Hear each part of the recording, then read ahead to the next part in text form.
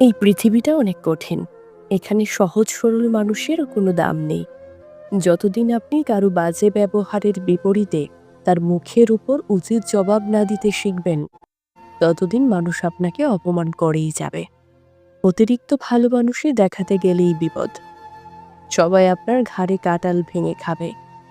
মুখের উপর উচিত জবাব দিলে লোকজন আপনাকে হয়তো খারাপ বলবে, কিন্তু কেউ আপনাকে ঠকাতে সাহস পাবে না।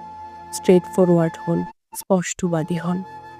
কেউ আপনাকে রুড বলবে, কেউ আপনাকে অ্যারোগেন্ট বলবে, কেউ বা বলবে বেয়াদব। বলুক।